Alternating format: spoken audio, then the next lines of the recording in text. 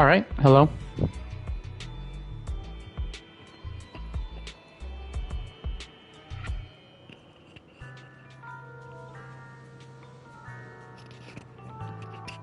Is this coming through?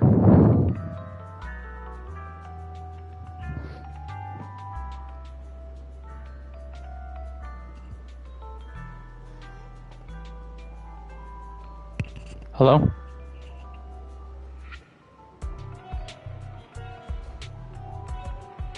Hello?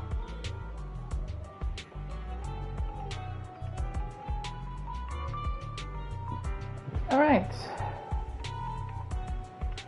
Well, we got a live stream.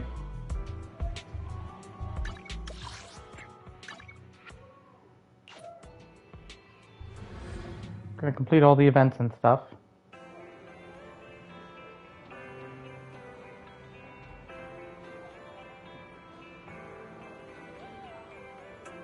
I steal the blueprints for the Rush super adapter. What if we use this technology to enhance... Oh, you're up early. What, got any questions? Come find me anytime. I'll be here. Wiley's genius and power. And with all of that, becoming the greatest robot the world...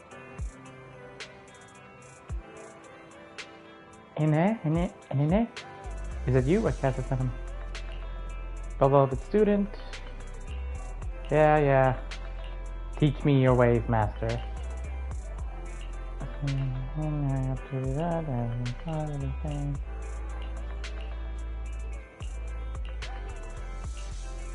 Ever known?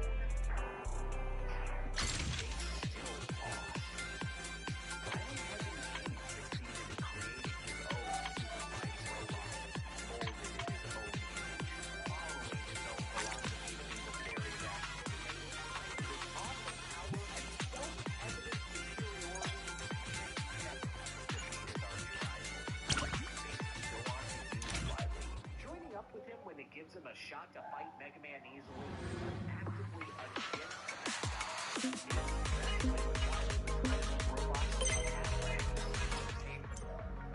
which faced with that beat's head, Wily would go, no, I was just 10. Especially when Wily would try to make robots to surpass Base. Which faced with that beat's head, Wily would go, no, I was just 10.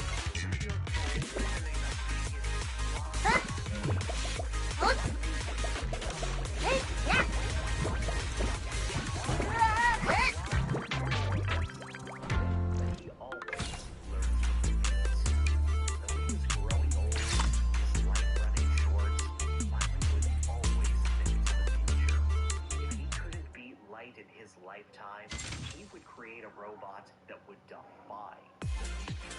A robot that even life's finest creations would be envious of. A being without fear. A creation that would survive throughout centuries and serve as Wily's eternal living legacy.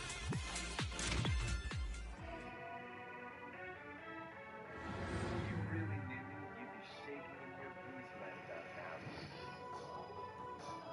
Combining the template of Prototype, the originator of the Robot Master series, the incredible energy and power of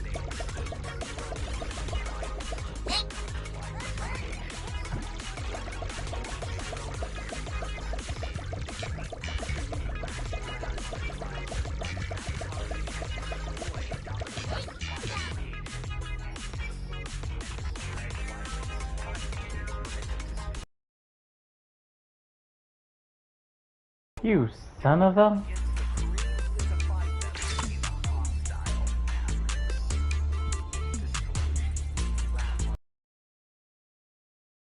destroying Dr. Light's final creation, X, and to spread Wily's final instrument of destruction, a virus that would infect the minds of robots, turning them against the creeds that defied them into hostile mavericks.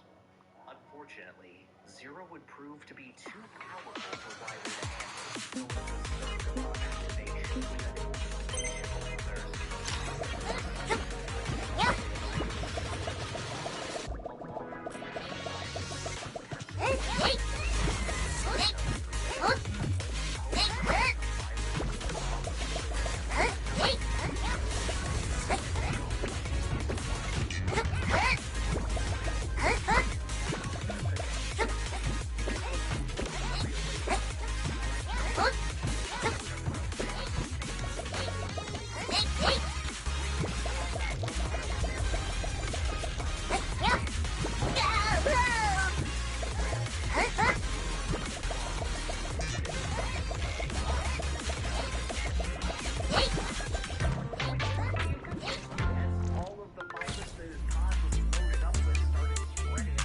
Dang it.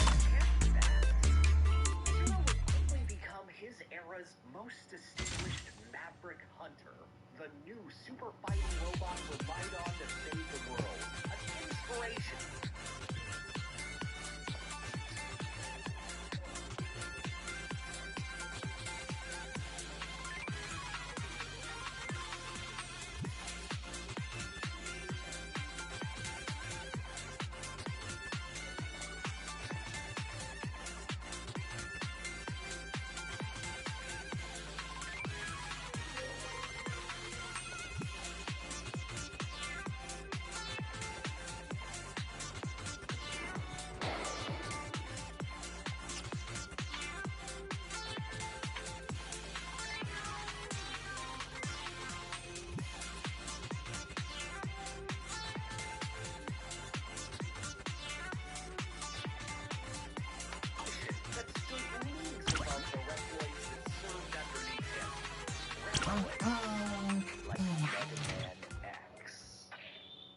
Wily would be so proud. Furious beyond belief that they were friends, but proud. Zero evolved past anything Wily could possibly comprehend. For a robot invented a century earlier,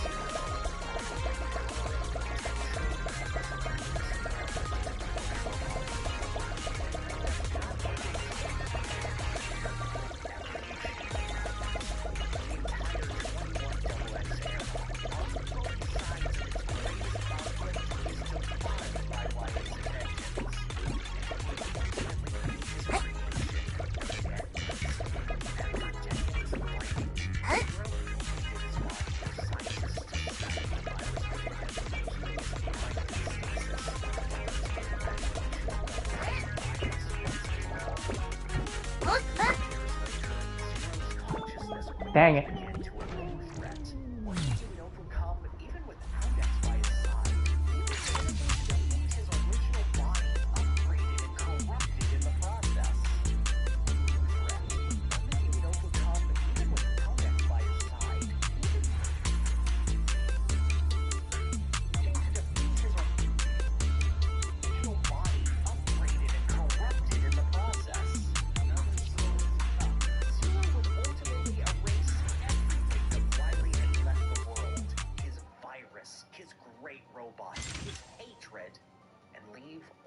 Humanity Wily had accidentally fostered as his legacy.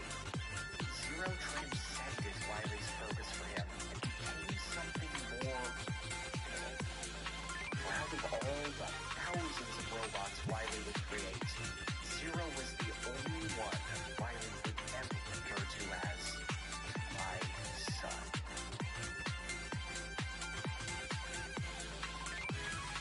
That is the epitome of Wily in the Mega Man series, even at his highest point, proving his superiority as an inventor of light. His ambitions are squashed by the moral core that light embodies. But there is one more example of Wily's insatiable ego leading to incredible progress and fueling the Mega Man franchise. And it doesn't even happen within the games. You see, Wily's robot masters aren't actually designed by Dr. Wily. He would far rather take a group opinion on ways to properly squash that cancer.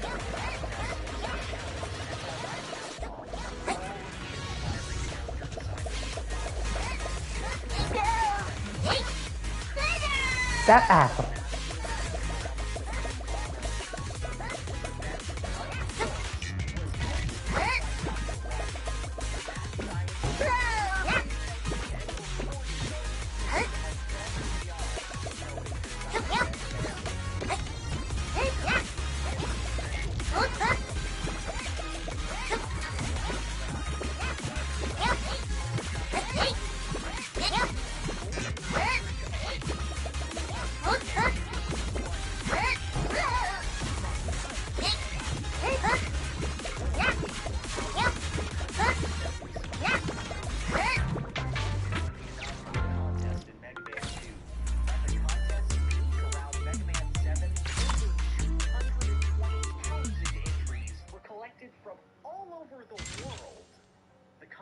Would be reported on by Nintendo Power, inspire artists to contribute to the fandom, create hundreds upon thousands of fun little OCs in the hopes of stoking the flames of the fans.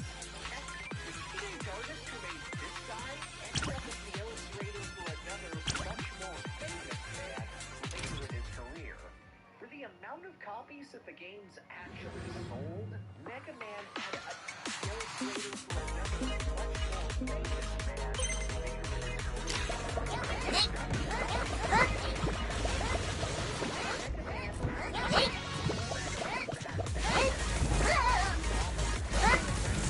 Oh my god. Alright, that one was my fault.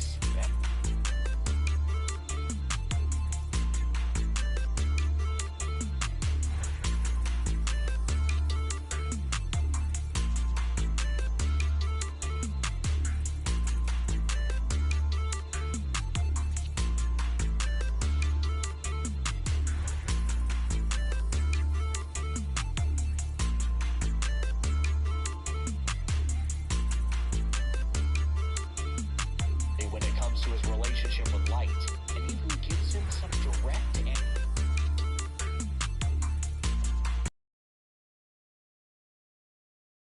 video game Dr. Eggman. The Ruby Spears cartoon? But even within just the text of the main series itself, Dr. Wily proves himself to be a lot more than just an excuse to fight 8 more funny-looking robots. Mega Man is founded on strong scientific ideals and principles, Wily embodying not a purely destructive force, but the idea of force, strength, advancement, used as the right way to propel mankind forward. Why's philosophy of understanding patience and working with robots and partners just overcome Wily time and again. The series proves that Wily isn't inherently misguided. His advancements, his spirit, his unrelenting desire is something that the world needs. Cosmos and secrets creativity, continual innovation,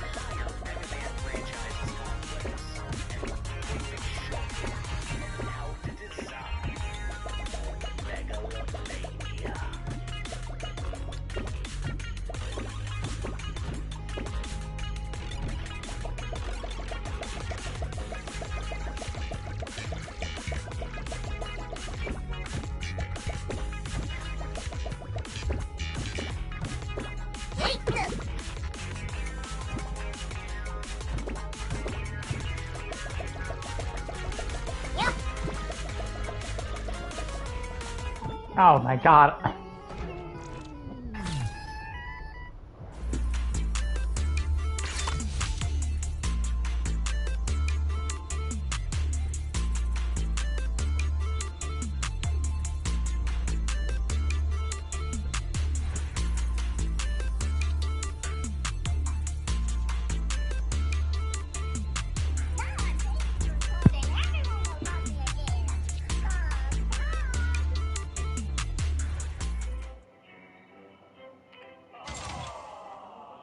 Hey, hello, how do you do? Shady Durex here.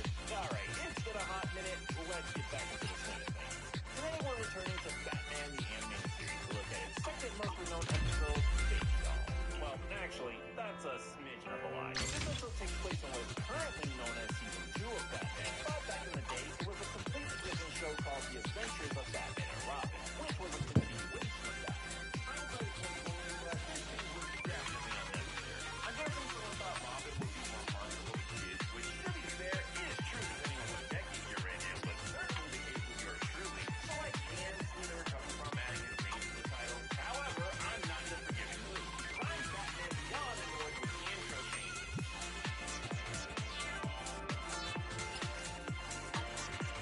Instead of animation made specifically for the opener, it's input for the show, which I'm rarely ever a fan of. And while the music is good quality, it's a downgrade from the original. But I should mention this was not the show's only intro. There was another version of it with music from the original show that you can still find out in a while. But that version still has the problem of just being a clip show. Sorry, but modern day reboots and sequels have been vastly less forgiving when people mess with perfection. Now, before we dive into things, there is something I need to bring up. An awkward visual constantly happens throughout this episode, and I, for the life of me, cannot think of a way to address it without making it more awkward. So, here's what we're gonna do instead. We're all gonna ignore the elephant in the room. You won't acknowledge what's happening. I won't acknowledge what's happening. We'll all see it, but we won't say anything so that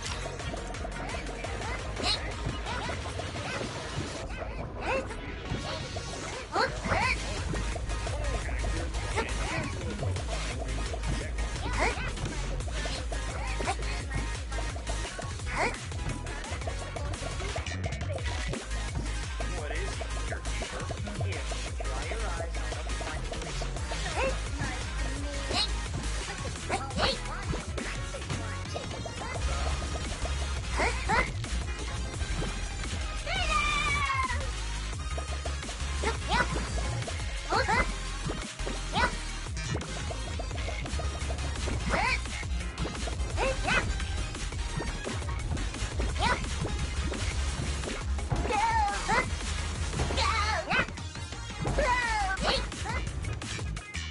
Dang it.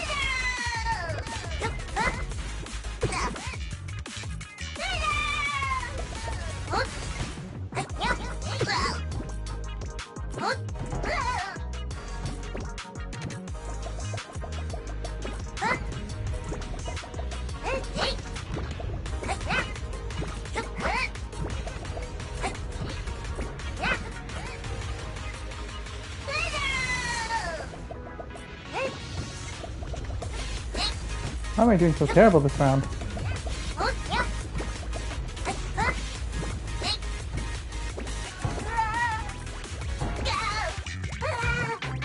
Oh my god, 7.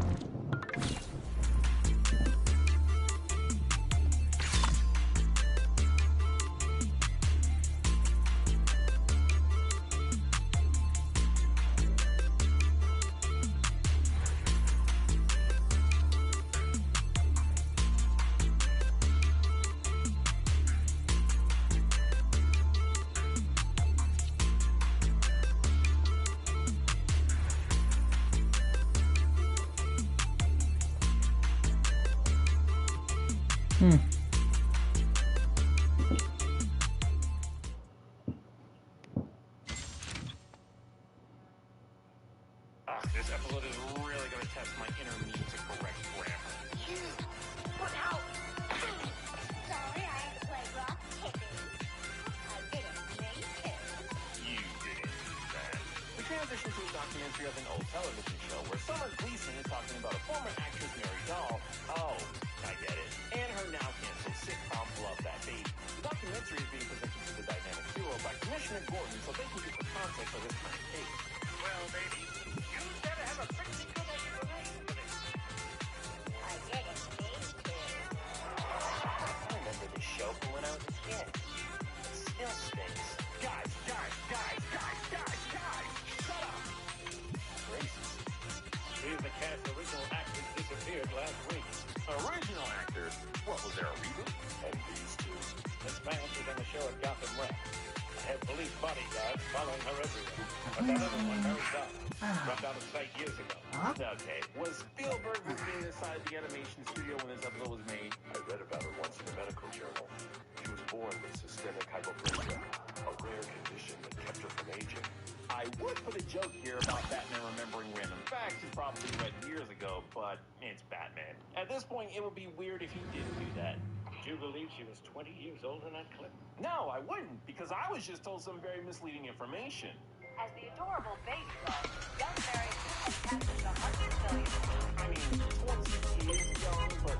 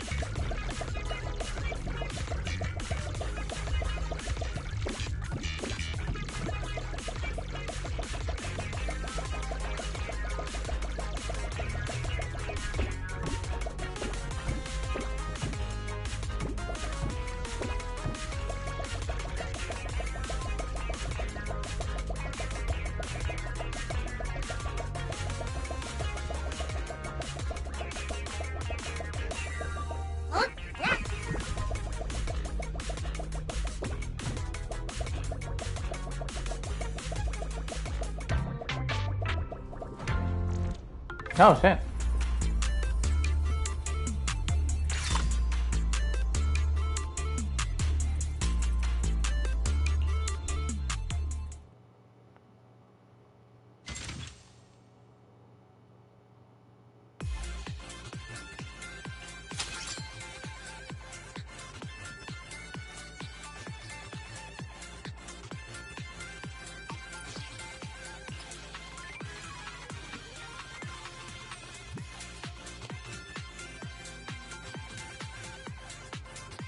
Co-stars. Welcome home, Sister Susie.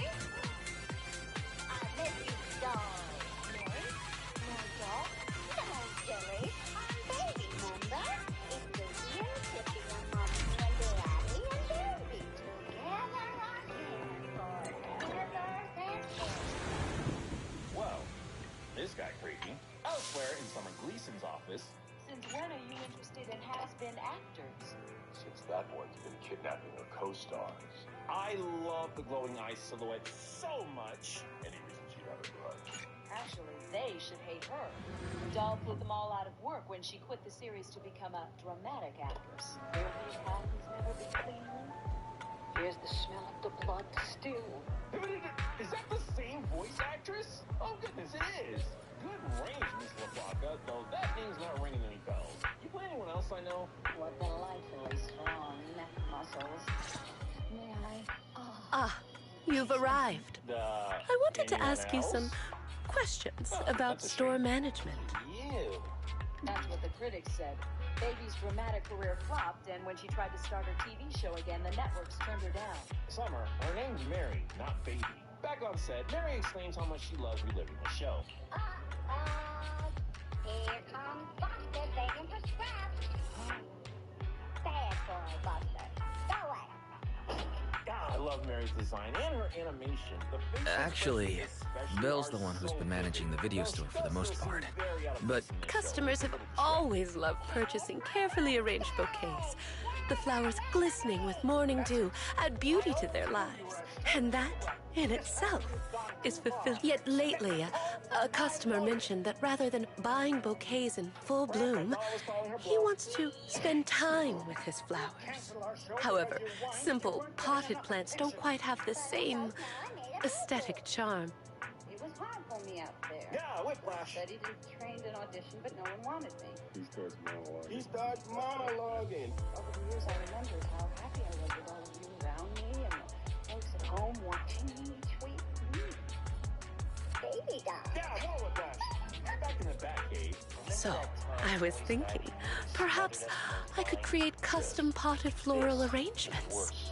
How I felt watching Mickey 17. Robin finds out that there was one actor Mary hadn't kidnapped yet, the boy who played her cousin in the final season. Doll was furious that she was upstage on her birthday episode. So why hasn't she gone after Cousin Spunk? good idea. And potted floral arrangements perfectly suit Dew Gardening's By the way, vibe. They never say what that occasion is. I thought Mary was waiting for her birthday, given what's about to happen, as well as Batman saying Mary was furious about Since being you upstage agree, on could her I birthday have the episode, honor but we of just saw inviting her you to having be a our birthday, so that part-time doesn't really add manager up. and We special fade to a floral neighborhood where designer we see for the Cousin next few Spunky, days? whose real name we never learned.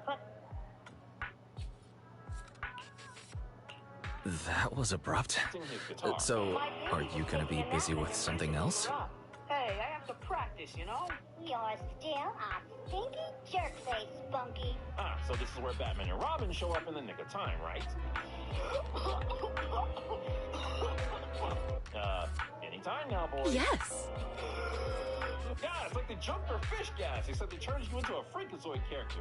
Wake up, sleepyhead. It's time for my birthday party. Hey!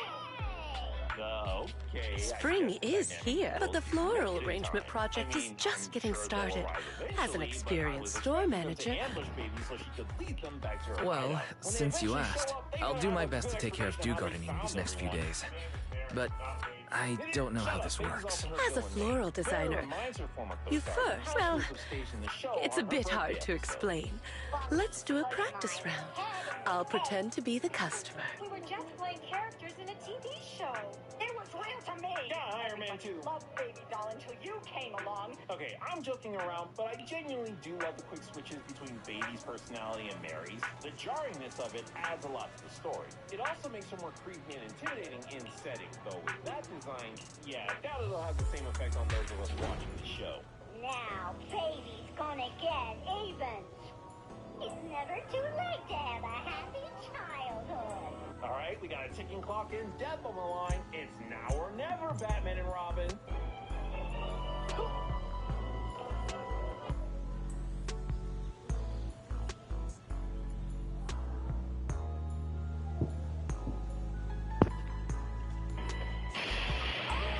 Oh my, Spunky with the quick thinking. Good job, my dude.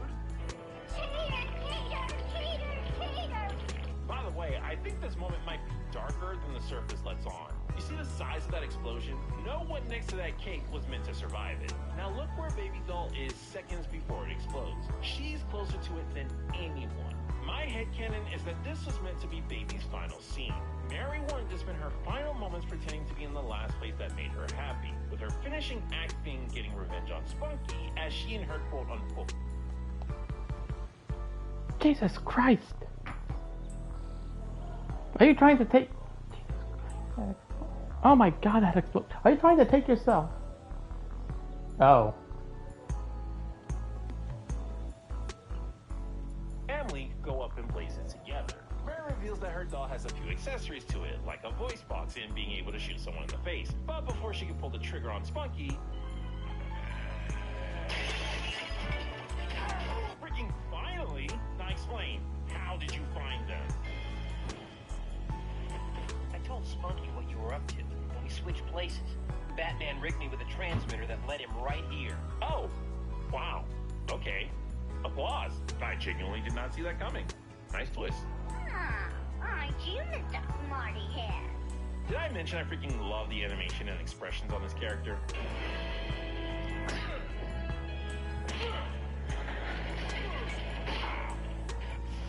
I really hope that cowl is packing some serious protection, because that right there is a guaranteed concussion. Wow, lady. You're good. The living. Every weekday and every weekend, drop in on Kids WWB.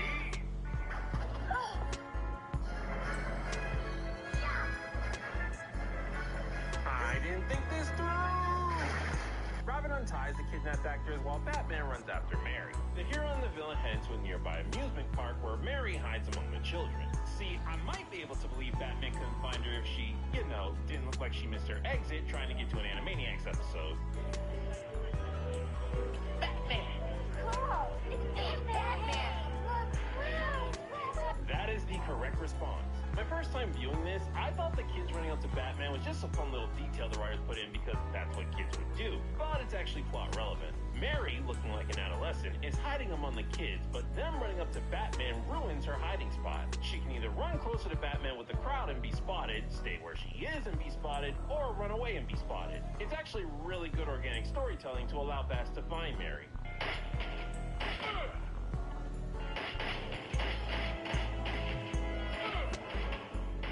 Normally I expect him to tough it out, but Bats' head is not in the best condition right now. Also, baby, you have an actual gun. Why didn't you shoot him? Batman eventually follows Baby into a closed-down funhouse. Don't run away. I know you're scared, confused. I can help you. Okay, I guess Bruce heard the conversation with the cake. Either that, or he just used his Batman Yeah. powers to figure out Mary's going. Can you go to the front of the room Yeah. and bring one of the seven, the house process? Oh, one front?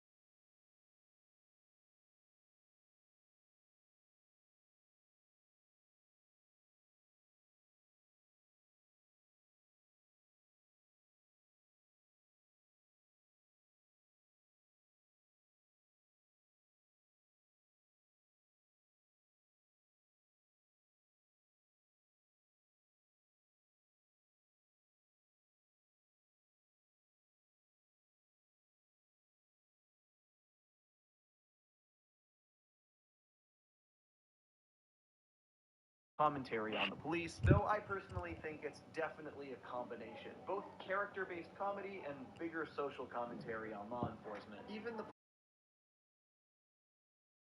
protect police motto was to patronize and annoy. One thing I kind of forgot is that in the pilot episode, Cartman gets an anal...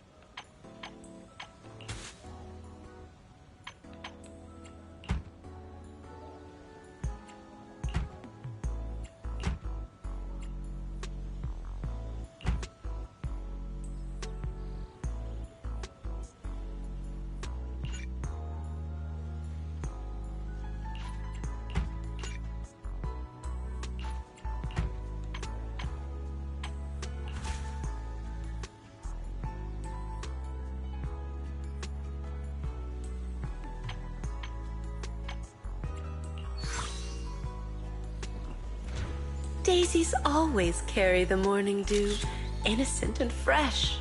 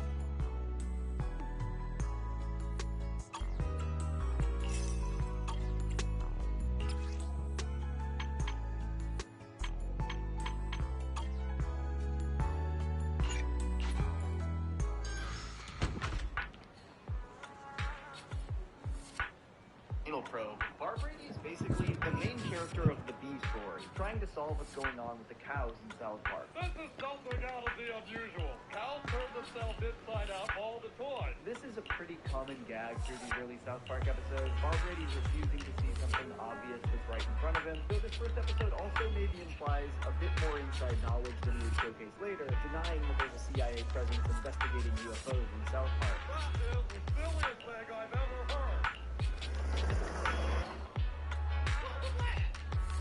That was a pivot. But largely, Bar Brady's role in the pilot amounts to him bumbling around, desperately trying to wrangle and nurse the cows who are afraid of being mutilated. Hold it right there, cows! Also very notably, Bar Brady is responsible for the very first Kenny death in the series, running him over with the squad car. A pretty big deal, as Kenny's deaths are probably the most iconic running gag in the series, at least in the early era. But cops killing or seriously harming children is a significant through line in the show as well.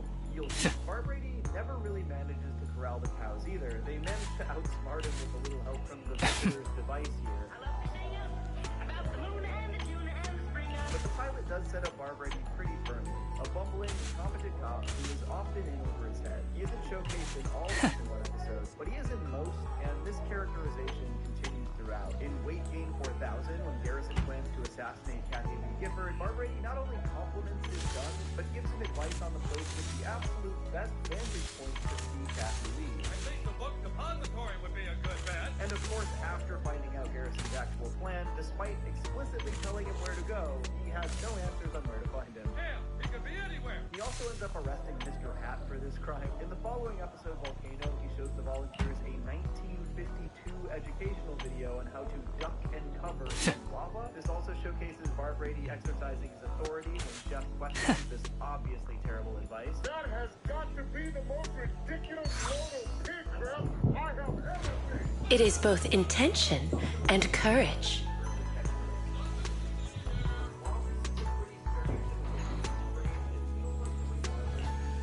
It's often hard to tell if Bar Brady's insistence that there's nothing to see is a further assertion of that authority over the people lying directly to their faces despite visual evidence to the contrary, or if Barbrady really is just so stupid that he himself doesn't think there's anything to see there. You boys have been watching the X-Files too much.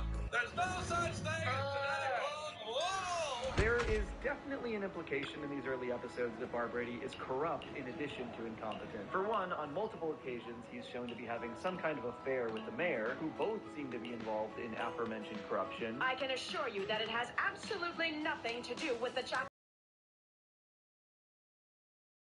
The law itself is dubious at best, which doesn't bode particularly well for South Park at this point, when he was seemingly their only police officer. Is it illegal for Jews to eat Christmas snow? Yeah. Frankly, Barbrady's understanding of most things seems to be dubious. Even when he ends up protecting the kids, like when they were being accosted by Barbra Streisand, he does so unwittingly. Boys, shouldn't you be in school? It's Saturday. No excuses. Move along, you little troublemakers. Interestingly, it seems even the rest of the town understands how incompetent Barbrady is, including the one person who could actually replace him with a more competent law enforcement agent, the mayor. In part 2 of the Cartman's Mom saga, he and a bunch of other townsfolk get stuck in a film studio during a blizzard, and he is absolutely no help at all. Officer Barbrady, let's pretend for 1 second that we had a competent law enforcer in this town. What would he do? Honestly, this episode really showcases just how remedial Barbrady's knowledge base is, seemingly failing to understand even the simplest of concepts. When they draw straws, he doesn't realize that he's supposed to cut one of the straws first before people pick, and Season 2 as a whole really leans into this angle for Barbrady, particularly with the first and one of the few episodes where he is the primary character, Chicken Lover. This one starts off as a parody of Cops, as though a camera crew is following Barbrady on the beat around town. The initial gag being about the particular types of crime that South Park is generally faced with. I just caught some guys here having sex with one of my chickens. But the episode quickly shifts gears into a more character-focused territory, with the reveal that Barbrady can't actually read as he struggles with the note left by the perpetrator. It is both Also, intention a funny moment and to show courage. Barbrady once again being willing to abuse his authority for his own personal gain, or more so to avoid personal embarrassment, I guess. If you do not comply, I'll be forced to execute each and every one of you by gunshot to the head. This all leads to Barbrady having an existential crisis, eventually admitting that he can't read and resigning from his office until he actually learns how to, putting him in the 3rd grade class with the rest of the kids. I've just finished reading the heartwarming novel Go Dog Go. I found it a compelling and disturbing look at the canine psyche. But despite the fact that this episode is making a genuine mockery of the single police officer in South Park, the episode also comedically subverts expectations after his resignation. Exactly 2 seconds after the retirement of Officer Barbrady, looting and pillaging erupted in the quiet mountain town. All this time, Barbrady actually did keep this town peaceful. The reason this plays so well comedically is obviously because Barbrady is so incompetent. It's funnier to reveal that his presence actually did maintain order in the town despite being so awful at his job. As you might expect, through learning to read, Barbrady does manage to track down and apprehend the dude who will not stop assaulting these chickens, but it turns out to be the guy who runs the bookmobile and claims he only did any of this to help Barbrady learn to read, which is a very funny motivation for f***ing chickens. But also, I guess calls into question how much Barbrady actually achieved in terms of this investigation if it was all set up from the beginning. Regardless, the town gives Barbrady a huge parade, and he's driven through it by Jesus himself. But generally across the rest of Season 2, the status quo is maintained for Officer Barbrady. He's used relatively often in smaller roles, and those roles often include gross incompetence. The boys try to warn him about the hypnotizing scheme at the planetarium, and he just walks directly into that trap, becoming hypnotized himself, doing an Elvis impression, though a little dose of reality snaps him out of it. You're a fat, stupid, worthless policeman in a small town. Directly.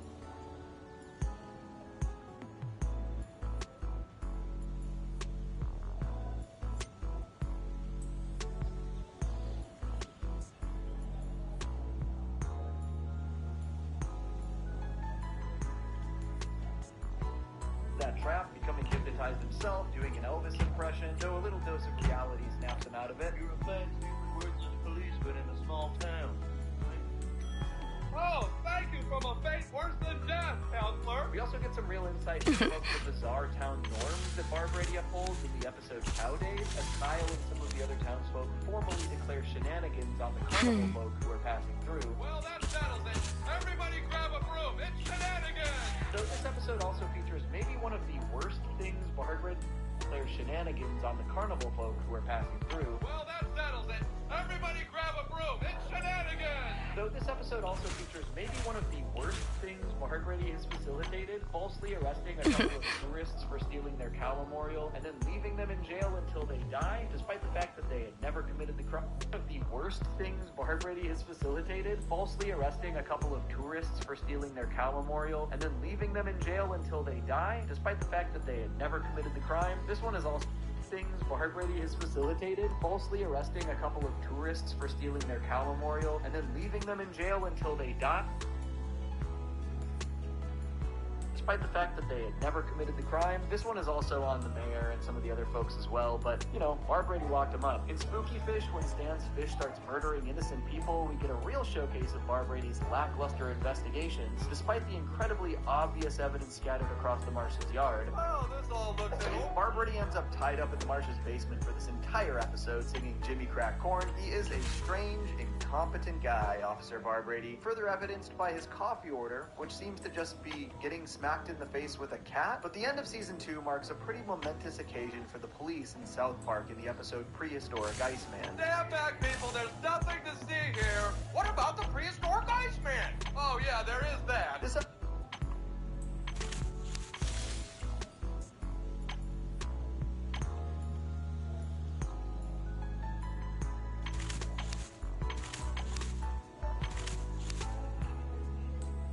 marks the first time that we see additional police officers in South Park helping out Bar Brady. They attempt to follow the crocodile hunter and the prehistoric Iceman himself, and though it isn't shown to be a particularly big deal, this definitely marked the beginning of the show starting to expand and evolve in terms of its police portrayal, realizing that there's only so much they can do with a single bumbling police officer. And I think this realization is showcased. The sweet aroma of lilies is a blessing of happy. Bar Brady is utilized less and less frequently. He's really only featured in season 3 itself a handful of times. More of that typical You certainly do have a natural talent. In Jack Officers, they pit Bar Brady up against Jack-Off in a phony It's because you game show. And the after idea all, was that Bar talent Brady what was you intentionally accomplished can be losing to considered, Jack-Off, but just can't as even really do Orchidea that wrote in her notes.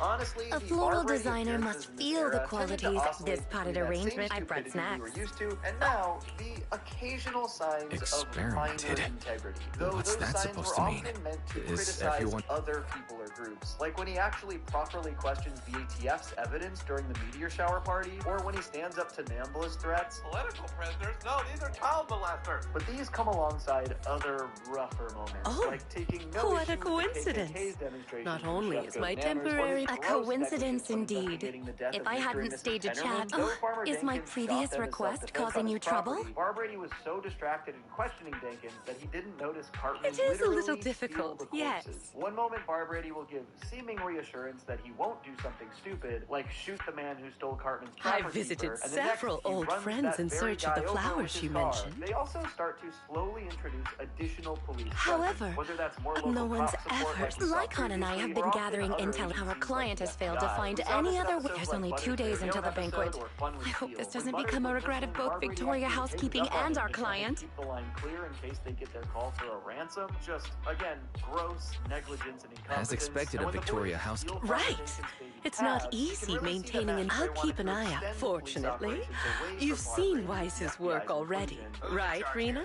I am. With such but I don't want to agreed. be. And season You 7, are then where I'll this thank you inclination to and move our away from dear Bar guide, Brady and really if the comes to banquet still fruition requires in more. episodes like Little Crime Stoppers and the introduction of characters like Sergeant Yates. But before that transition is fully made, there is sort of one last hurrah for Bar Brady, a full-on Silence of the Lambs parody in an episode called Toilet Paper. And I think fittingly, this is a very silly and character-focused parody. While, as with most Bar Brady stories, it does showcase his ineptitude, more than anything, it just kind of highlights how funny Bar Brady could be as a character. In this one, Bar Brady is investigating a TPing of a house, which is perpetrated by the boys, and I think the initial comedy just stems from how seriously he's treating the crime, as though toilet papering is tantamount to murder. Really have nothing better to do. No, I do not.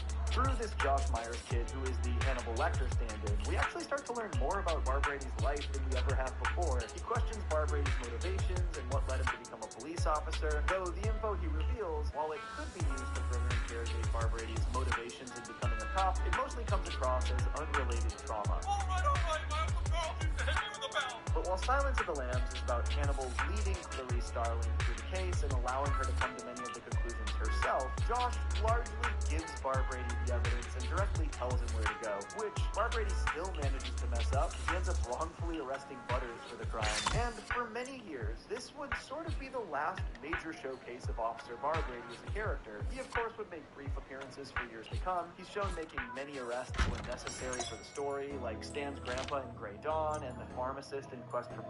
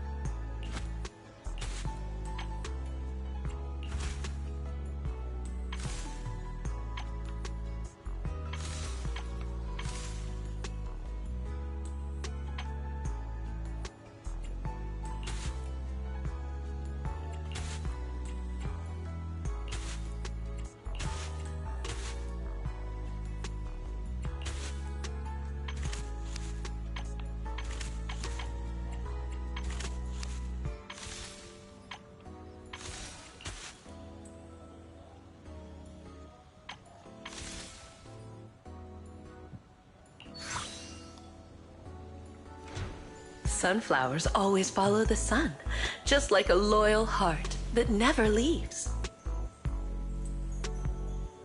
Sir Barbrady's character, he of course would make brief appearances for years to come. He's shown making many arrests when necessary for the story, like Stan's grandpa in Grey Dawn and the pharmacist in Quest for Rating. His stupidity is still on full display at times, like when he tells Jimmy where he can find some ladies of the evening in Erection Day, but these again are all pretty limited, and that's because the show started moving in a new direction in regards to new characters and new tones entirely. But before we enter the Clark County Police era of South Park, there are two other law enforcement focused episodes that I think really perfectly represent the different approaches they took early on in South Park and in this upcoming era, and they both focus on the kids playing cops.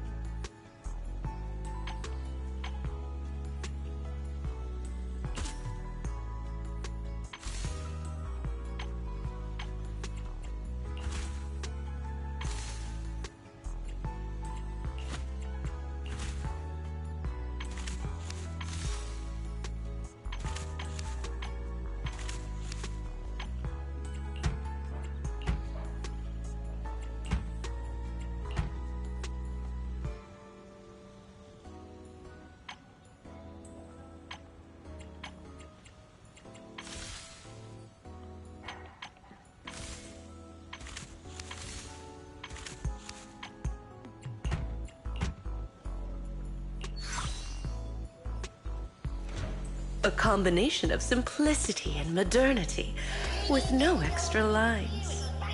When it comes to the earliest era of South Park, there are few bits that are more iconic than Cartman running amok as a cop, demanding everyone respect his authority. Outside of, "Oh my god, you killed Kenny," I think this is one of the show's most enduring catchphrases, despite primarily existing in the early days of season 2 over 25 years ago. But there's another classic episode where the kids play cops from season 7 called Little Crime Stoppers. And as I said before, these two episodes really highlight how South Park tackled police humor in the early days, and how their approach changed as the Bar Brady shtick grew stale. Cartman's authoritative rampage came in that first big Bar Brady episode, Chicken Lover, where very foolishly Bar Brady gave Eric a nightstick and an assignment. You keep a tab on crime in the city, and we'll try to solve the Chicken Lover case. This is a very funny subplot, with Eric running around town on his big wheel, pulling over citizens, and largely copying the things he sees the police do. What? Uh-oh. Is this a bus? I do think there is some pretty interesting commentary sort of baked in here about the types of people who might be attracted to a police profession. Cartman basically sees this as an opportunity to have power over people and force them to bend to his will. He isn't interested in helping people, he's interested in having authority over others and being respected simply because he has that authority. And beyond demanding respect, he uses that authority as an opportunity to, well, mostly just beat the hell out of everyone with his nightstick. Obviously, Cartman is the type of person who would abuse authority and be more interested in assaulting people with a nightstick than with upholding the law, but it's not like Bar Brady was a particularly good role model in this regard either. Oh, you've got it all wrong, my little friend. You do it like this. You gotta get them in the head. They go down quicker. So, looking at this early episode and the... Oh, you've got it all wrong, my little friend. You do it like this. You gotta get them in the head. They go down quicker. So, looking at this early episode and the way Cop Cartman is used, it aligns with their portrayal of Bar Brady as well. It's just one authoritative sort of caricature, satirizing some of the most prevalent stereotypes of police, but primarily through singular comedic... The sweet...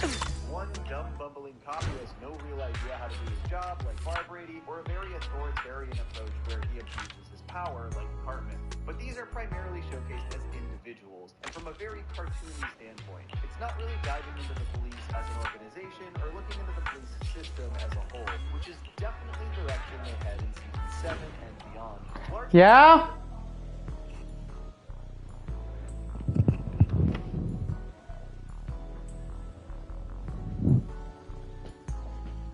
Yeah?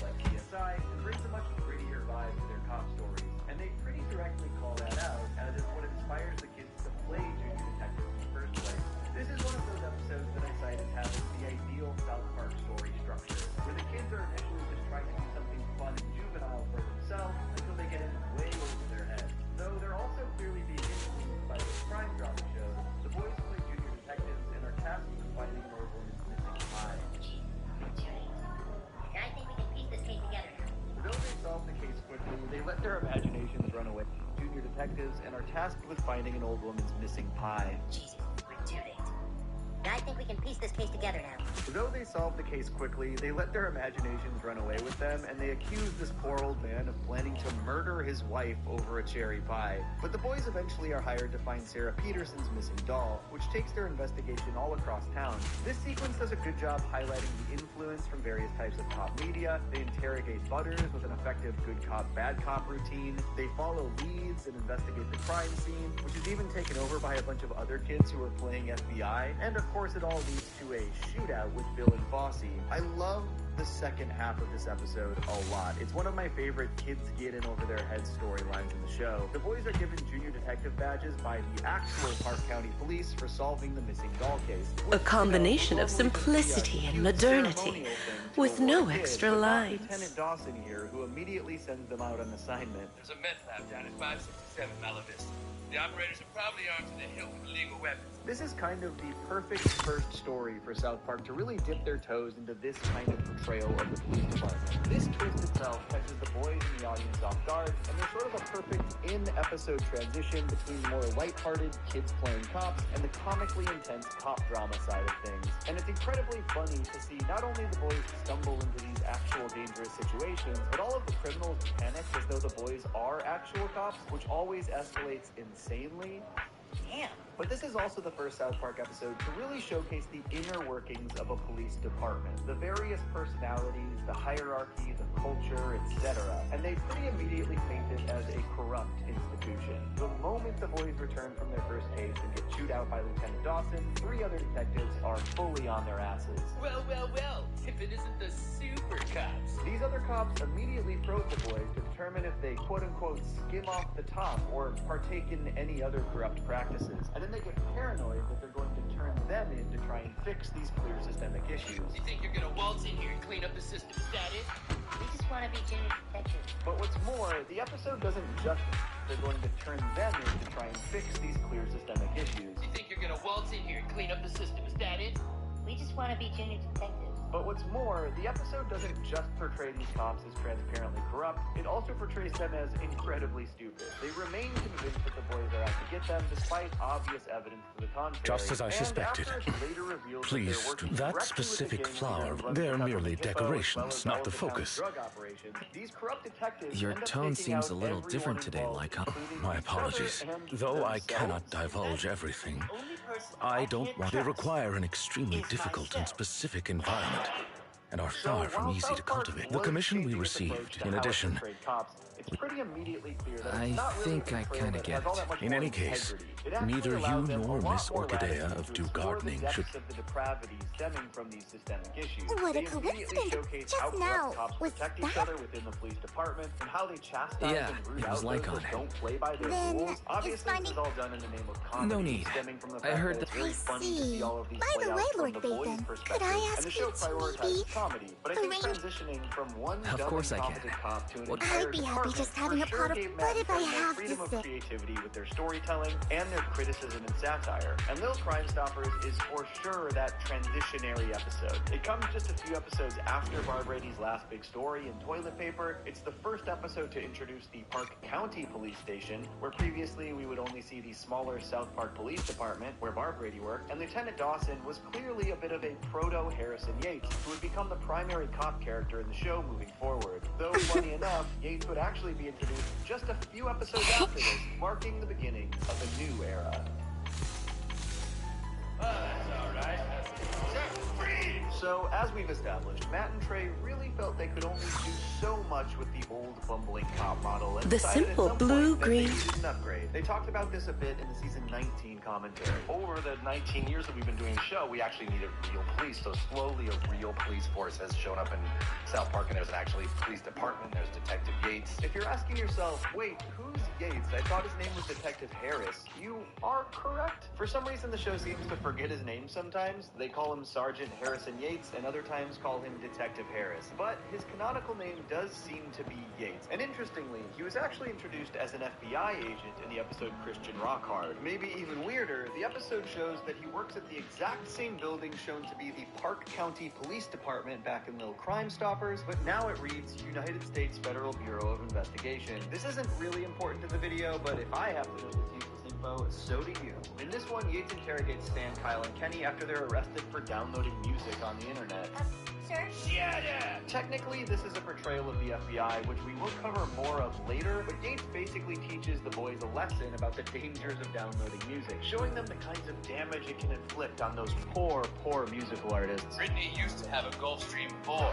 Now she's had to sell it to get a Gulfstream 3 because people like you chose to download her music for free. The episode obviously doesn't paint the FBI's use of time and resources as particularly admirable, really prioritizing the quote-unquote needs of the already ultra-wealthy. But Yates was very funny as the mouthpiece for this B-plot, and it seems like Matt and Trey liked him so much that they opted to transfer him to the Park County Police as their new full-time cop character, which is a little interesting since they had only used Lieutenant Dawson a single time, and at this point, they didn't seem all that different. But regardless, they started implementing Yates into more South Park stories just a couple of episodes later in the infamous episode Casa Bonita. This is actually one of the rare episodes where we see both Barbara and Yates on the same case, again marking the transitional period the show is going through. But with the focus of this episode being the fact that Cartman disappears Butters, I think that they realized they needed to search for him to be more serious and feel like it would have actual consequences for Cartman. It's hard to imagine taking it seriously with Bar Brady at the helm. They kind of dealt with that same thing back in Butters' very own episode, actually. So they bring Yates into the old South Park Police Department building to lead the search for Butters, though I think this might be the only time they had the cops wear these nice green jackets. This is one of the few times where the portrayal of the police is actually pretty straightforward and I guess largely positive, showing them to actually be doing their jobs and trying to find this missing kid. There aren't really any instances of the police doing something stupid to foil their own investigation here, which is something we were pretty used to with Bar Brady. The focus of the episode is more that they're slowly closing in on Eric's scheme, and Eric panics because he desperately wants to go to Casa Bonita, continually pivoting so that he can. And of course, they do manage to eventually figure out it was him. You're going to juvenile hall for a week. Was it worth it? Totally. But these instances of straightforward police competence are few and far between in South Park. The next major Gates-focused episode is The Jeffersons, the also infamous Michael Jackson episode. This is not only an episode that hones in directly on police corruption, but gives us our first real look at Yates' home life and starts to flesh him out as a character. When the Park County Police find out a wealthy black man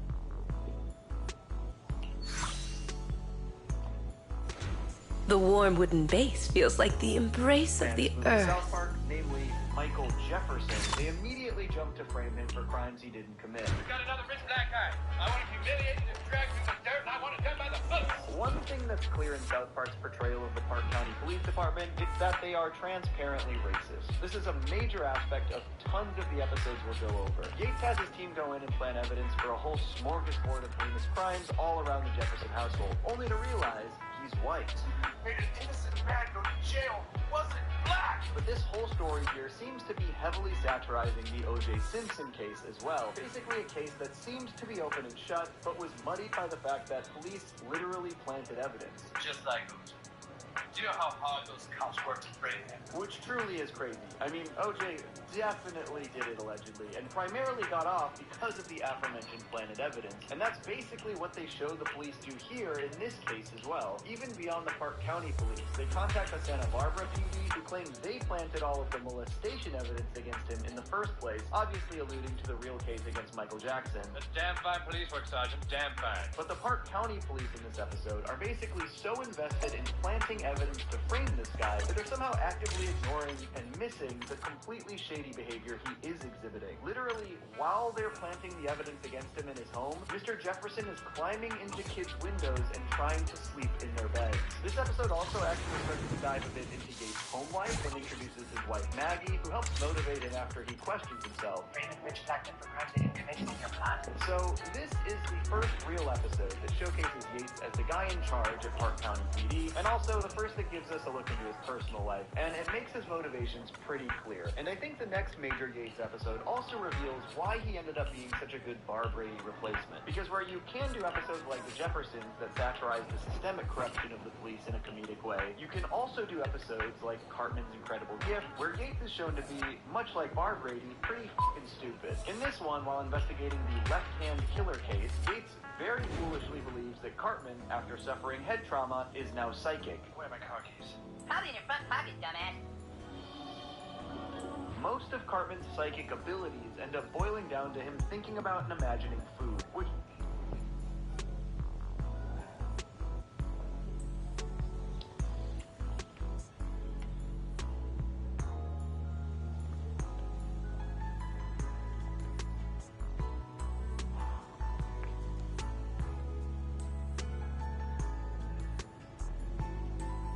I mean, sure, there's no...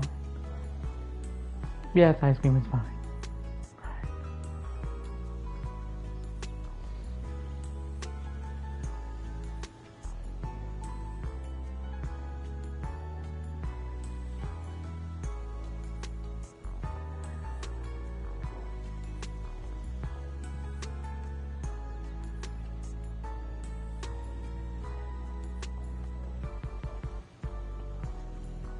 No, just... Do you have anything you enjoy?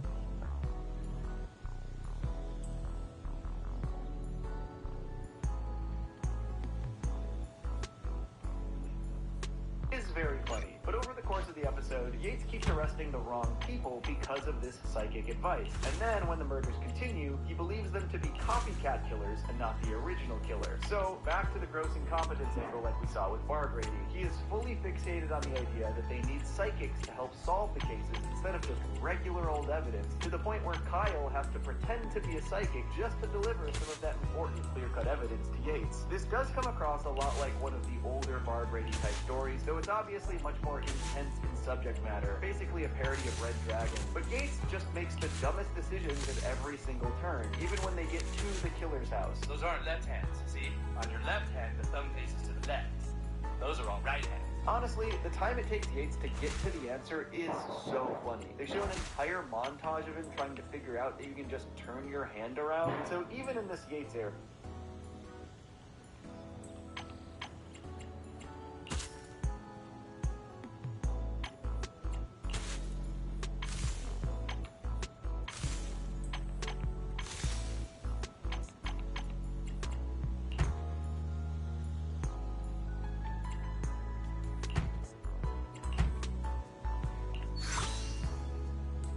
some episodes to The peony represents Link.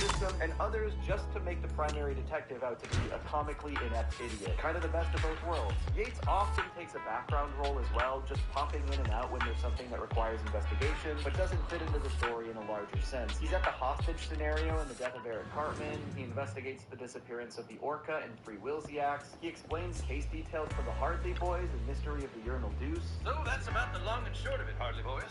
There were 2 towers that stood right here, and they're gone. Okay, besides that last one, there are times where they just keep utilizing Yates and the Park County Police as a police presence without applying any sort of incompetence, negligence, corruption, or comedic spin. But those times, again, do seem to be few and far between. Season 10's Miss Teacher Bangs a Boy story is one that is particularly damning. Even just these quick interstitial interactions between cops here. You sure you're not lying, Foley? No, really. I saw both of them. They weren't even doing nothing. But when Kyle reports Ike's teacher, Miss Stevenson, for her disgustingly inappropriate relationship with Ike, you get a pretty good look at the hypocrisy of the South Park police, initially showing deep concern when they believe the victim is a girl, before shifting gears entirely upon learning it's a boy. Some young boys having sex with Miss Stevenson. Of the South Park police, initially showing deep concern when they believe the victim is a girl, before shifting gears entirely upon learning it's a boy. Some young boys having sex with Miss Stevenson? Yes. Nice. Nice. I mean, this is one of the most heinous crimes we've ever seen be brought to the police in South Park, and they not only don't take it seriously, they display actual jealousy towards Ike. We need to track this student down and give him his luckiest boy in America medal right away. They only arrest Miss Stevenson because they're pressured to by Kyle and Principal Victoria, and then when she blames alcoholism, they don't even pursue a case. It is wild. Yates and his department also happily take tips from the hero known as Mysterion, who nobody seems to be able to tell is an actual child, though we know this is Kenny and he's pretty trustworthy. And they also mostly seem to be pretty annoyed by a certain other superhero. But there's one episode in particular that not only lambasts the police's methods, but also dives into the psyche of Yates even further. Butters' bottom bitch sees Yates go undercover and perform sting operations to try and curb the rise of prostitution in South Park. But rather than simply arrest the people who proposition him, he fully goes through with whatever debaucherous act they're looking for and then arrests them over and over again. He is fully participating in the act that he's prosecuting. I think there's a couple angles here with the commentary. This feels like it's about the hypocrisy of cops who do the same thing in other areas as well. Undercover operations, like when selling drugs, they just kind of see the police literally committing the crimes they arrest people for. But on a personal level, it's definitely interesting how eager Yates was to abandon his actual police work and spend as much time as possible on the street. There's a tiny through line here in his story showing that he's kind of a guy who seeks escape from the life he chose through various outlets, one of the others being Red Dead Redemption 2, which we'll talk more about later. His career is obviously filled with questionable judgment. In City Sushi, he fully blames an Asian turf war on Butters, which is obviously a very Butters thing to happen, but also clearly wasn't actually his fault. The episode 1% has some pretty interesting commentary as well. In this one, a few turf war on Butters, which is obviously a very Butters thing to happen, but also clearly wasn't actually his fault. The episode 1% has some pretty interesting commentary as well. In this one, a few people start to protest outside Red Rock.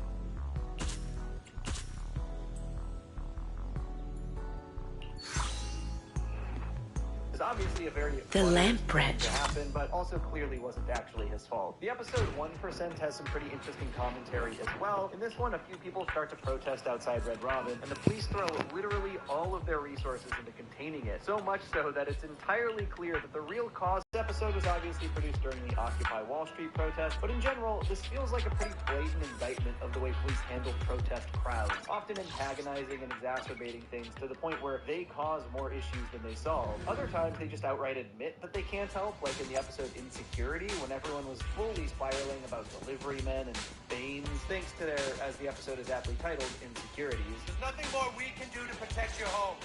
But there's someone here who Dad! Roxy! You're here!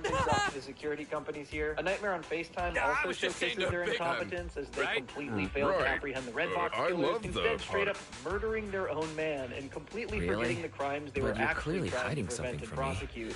You're both terrible liars. So, just tell me. Peterson in there? Particularly in this era, basically anytime the police were involved in why just would about anyone anything, want they to buy would flower botch pots it if not somehow. My Like when bad. Aaron Hagen's father When I killed his told mother. Anton I wanted flower pots, I really did mean I just wanted the flower pot itself.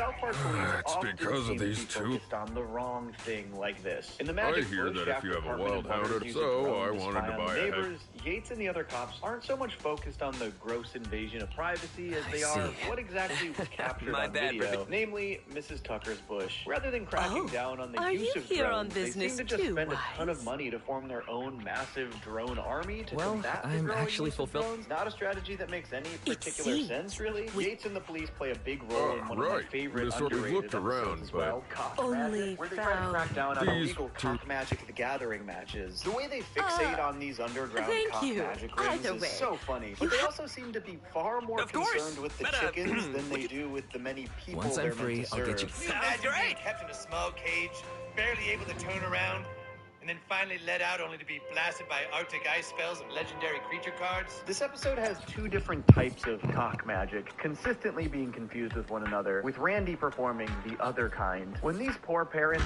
rightfully call the police after Randy performs at their daughter's birthday party, they're still too fixated on the underground Magic the Gathering to even realize what they've been called in for. Do you know what the penalty is for calling in a false cock magic report? Ironically, Yates and the rest of the police end up so enamored with Randy's cock magic at the end of the episode that the entire Magic the Gathering ring manages to escape while they're distracted. The final episode of season 18 is sort of a good way to close out the analysis of this initial Sergeant Yates era, I think. In some ways, the episode Happy Holograms pretty explicitly follows up the first episode that really puts a spotlight on Yates, the Jeffersons, with another pretty major focus on the rampant racism in the South Park Police Department. An officer tells Yates that they arrested a black man at the old Jefferson estate. Did you choke him?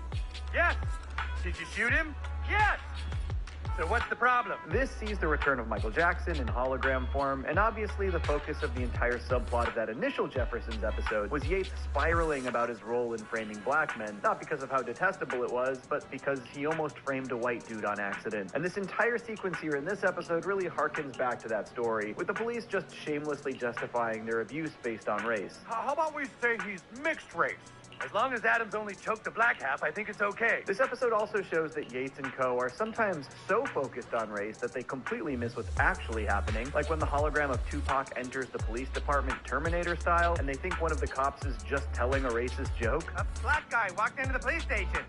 Yeah, wait, Mitchell, listen to this one. Start over. What's the setup? This happens a lot over the course of the episode, and at a certain point, they can't even do their jobs because they're laughing so hysterically. Honestly, this might be the biggest through line for the Park County Police Station across the entire series, and it continues long after this, but we'll get there later. Obviously, they are overtly portrayed as unabashedly racist, and that never really changes. Hashtag cops can't go around choking black people. We know we can't, but we're trying to. Jesus, tell them we're working on it. Honestly, this might be the episode that most showcases how the attitude prevents them from being able to do anything to actually protect people. Obviously, this isn't really the end of Yates' era as the primary police officer in South Park, but the season following this is pretty unique. It actually explicitly grapples with the previous two eras we talked about in regards to the South Park police, and it does so with a less than triumphant return for a certain small-town cop. I like to be needed.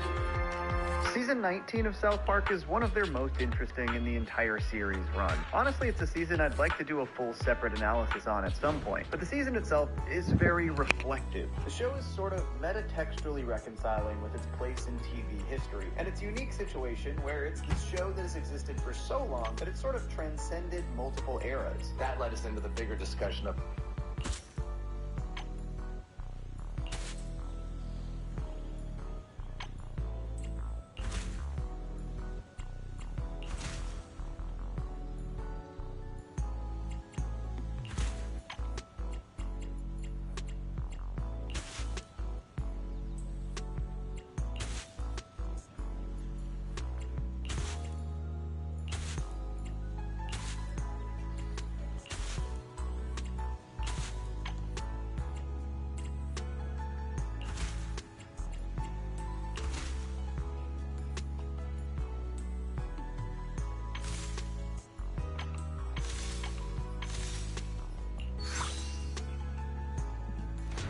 All disturbances will fade away with the moonlight. How funny it was that we were kind of this relic left over from sort of another time that like gets away with shit that so many other shows can't. This basically gave them the idea to reconcile with this fact within the narrative of the show, rather than continue to sort of exist outside of these standards, which specifically led to the creation of PC Principal. You know, it'd be pretty funny a PC person coming in and seeing this old, outdated show and being like, what the fuck? Why is this still on the fucking air? So this entire season is Matt and Trey's way of commenting on South Park's old school vibe from the former era and how modern era sensibilities might react to that. And one of the many ways they explore this is by directly comparing the two major eras of the South Park police. Obviously, though the Yates era saw the police tackled very differently, they never fully got rid of Bar Brady. He would play small roles in episodes or pop in for gags here and there, but was not used for much police work overall. They even talk a bit about how they kind of just ignored the coexistence of the two iterations of the police for a while. We didn't even know in our own heads how does Bar Brady work for them? Does like what then? And so we're like, well, it's almost time to answer that. In our same way that we're kind of updating and getting ready for the future, we're kind of getting rid of Bar Brady. So they picked this sort of reflective season as the time to actually approach this question. And this episode actually showcases one of the only the school for an emergency, and Bar Brady is noticeably nervous, but we see him take orders directly from Yates. Bar Brady, you go around back. Of course, PC Principal's call-in was not an emergency at all, and Bar Brady rushes into the room panicked and shoots a 6-year-old. A combination of simplicity and modernity, with no extra lines. Call-in was not an emergency at all, and Bar Brady rushes into the room panicked and shoots a 6-year-old. So this setup to me is pretty genius. They take on the more serious tone of some of the police-focused stories that the more recent era is known for, with a full squad encroaching on the school, but then also place their former cop archetype in that scenario. The dumb, bumbling, incompetent idiot who wanders in and completely blows it. And by placing their former approach to a cop character in a more modern scenario, they really highlight how not only the times have changed, but how the cultural reaction to this kind of subject matter has changed. In the PC world, kind of talking about how you can't do that shit anymore, cops. And it's not funny. Yeah. Even in the show, it's just like the comedy line is moved of what people want to laugh about with cops, and it felt out of date. So that is clearly the approach here, placing the incompetent Bar Brady in a serious police scenario and showcasing the fallout from that kind of massive mess up. You shot an unarmed 6-year-old Latino child.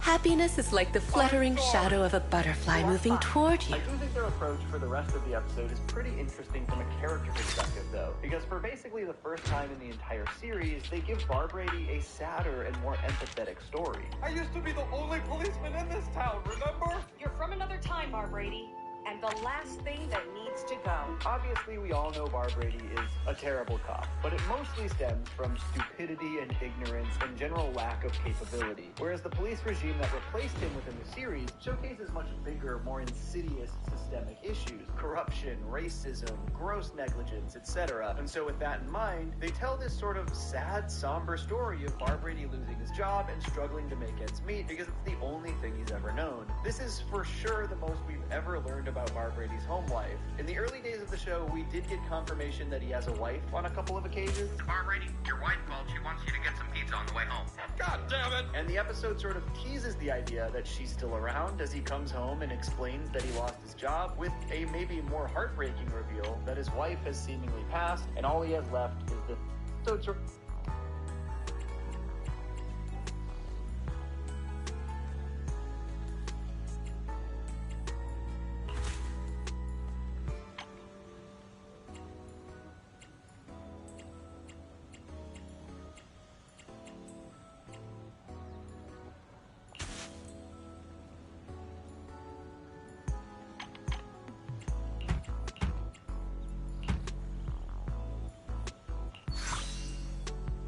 teases the idea that It is still both around as he intention comes home and and explains that he lost his job, with a maybe more heartbreaking reveal that his wife has seemingly passed and all he has left is this poor old pup. Might be a little tough to afford your medication, but I'll find a way. You know me. I like to help. This is maybe the most significant and sympathetic glimpse into Barbrady's psyche and life that we've ever gotten. This sort of sad, incompetent man who just wants to help people even if he isn't actually very good at it. Barbrady's apartment also holds so many details about his life. There's even a framed newspaper lauding Barbrady for apprehending the chicken lover back in season 2, one of his proudest accomplishments. But his apartment is a mess. It's covered in beer cans and bottles, hinting at his depression and isolation. The only person he has left is his old pup, who he now is worried he won't be able to take care of. Again, I really love this approach to this story because they pretty specifically explore the idea that Barbrady is not a bad person, he's just kind of stupid. But at his core, he wants to help. But now he's lost his job, he has lost his wife, and nobody really wants his help anymore. I think that previous line we heard him say is meant to really intentionally juxtapose Barbrady, the dumb incompetent cop, with the larger police force that is riddled with systemic issues. I like to help. I like to be needed. Barbrady likes and wants to help people. Sure, he's not good at it, but this small fact is pretty important when compared with Yates and the Park County Police Force. In this episode, they explicitly show that helping people is not their interest. They're the kind of cops who have joined to have authority and to abuse that authority. It used to be we could beat up minorities and nobody cared. It's the reason a lot of us joined the force. But the episode also showcases the hypocrisy of the people here in South Park who have moved into this new progressive era, but in a fully superficial way. Once they brush off and reject the police, they start to panic about homeless folks who are in front of the Whole Foods and think that kids playing ninja are actually ISIS, and they have no meaningful plan to address these things. Because again, their progressiveness is a facade. It has no substance behind it, and so they just immediately try to crawl back to the police to help them. And when the police don't listen, they all go back to Barbrady, who after failing to find a job has been evicted and has become homeless himself. Man, they really break your heart with Barbrady here. Him and his little dog just sitting in their outdoor box with the portrait of his wife there. Oh, so sad. And then there's also the hilarious irony here. They fire Barbrady for shooting a kid and then try to recruit him. The peony represents lingering affection. God, poor Barbrady. They took advantage of the fact that he is desperate and has a desire to help people. They put him in another him specifically to shoot more kids. I don't want to shoot kids! God, poor Barbrady. They took advantage of the fact that he was desperate and has a desire to help people. They put him in another scenario they knew he was not prepared to actually handle, and then shot another kid after being told the ninjas were ISIS. And of course, people who roped him into this scenario took responsibility, right? Everybody told me they were terrorists! We thought they were, but if it turns out they aren't, as a policeman, you have to figure that out! This sentiment isn't fully wrong, and obviously the scenario is intentionally messy for comedic effect, not making anybody look good, but the message here is explicitly that Barbrady does not have what it takes to be a policeman in these times, and I think there are a few ways to read into that commentary-wise. On the more obvious side of things, the police are rightfully scrutinized because often their jobs are life and death for the people involved. Barbrady is not competent enough to hold up to that scrutiny, but on the police side of things, this episode explicitly shows that these police officers don't have a desire to help, protect, serve, etc., even though Barbrady does. It's kind of a commentary about modern police. Barbrady doesn't have what it takes. He doesn't fit in with them. This is all pretty interesting because obviously we've seen Barbrady do some very dumb, incompetent stuff over the years, and he isn't really fit to be a police officer, but when compared to the sort of corrupt system that he's been replaced with in the new show, which is better, Barbrady plays a little role for the remainder of season 19 in the sort of three-part ad trilogy finale, and he actually gets to help people throughout. He saves Jimmy from the Geico employee, Terminator style. Come with me if you want to live! Come with me if you want to live, I'm serious! He's fully just in a supporting role for the remainder of the season, but they pointedly give him an outlet to help and be needed. Yeah, he maybe accidentally shoots one more guy, but he...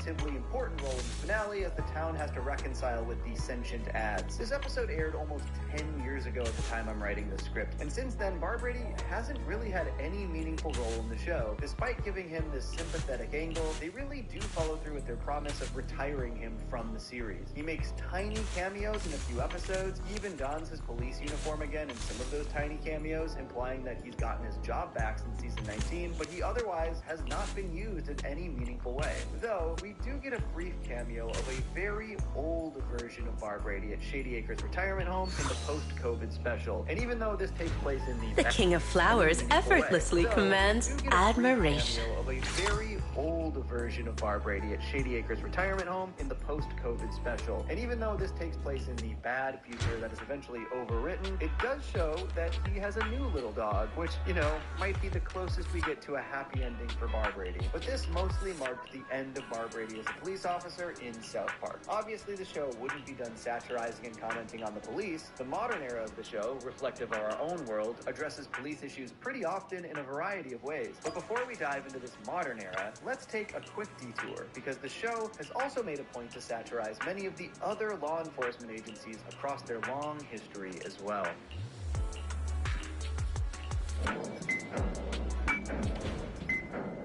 Obviously, the local police were the primary target of South Park's satirization, but over nearly 3 decades, of course they've parodied other federal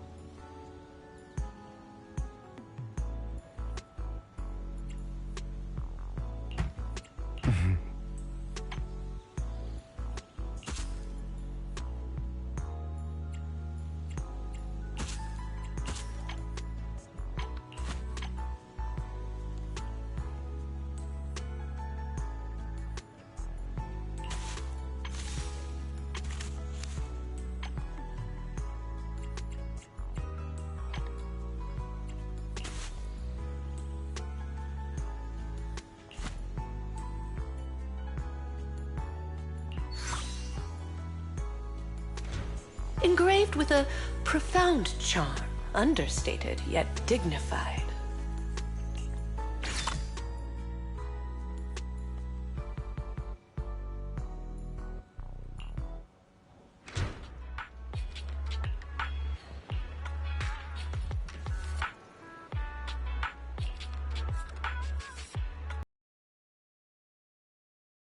My present most often, as you might expect. Isn't this the rare flower Victoria Housekeeping's been looking for? Before Vivian meant. However, so I asked her, let me guess.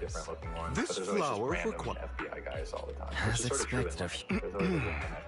I managed to find a flower so rare, and it's quite. Marvin, when the boys try to order a Keiko digital sports watch off the TV and are instead You're sent so a starving kind, Hugo. Ethiopian child. This But first I FBI think appearance Lycon doesn't make said him look particularly competent either. That They arrive he at Cartman's didn't house want to a bring certain Marvin someone back, but to put instead, themselves they grab in danger Cartman, to thinking allow me he to was the assure you. Ethiopian child they needed to return. Accept it, dear manager. In Cow Days, they Just help take it surround and try to as- corral the cow cult that forms around the massive memorial statue, which leads directly to the cows all jumping off of a cliff. Not a super great look. As In if a season bird 4, they flew. attempt Of to mass course. arrest members of the Since it- disgusting group Nambla, only to realize they accidentally pursued the North American Marlon Brando lookalikes instead. Oh crap, we've got the wrong Nambla. They're involved in a big Benny Hill style runaround in this one as well.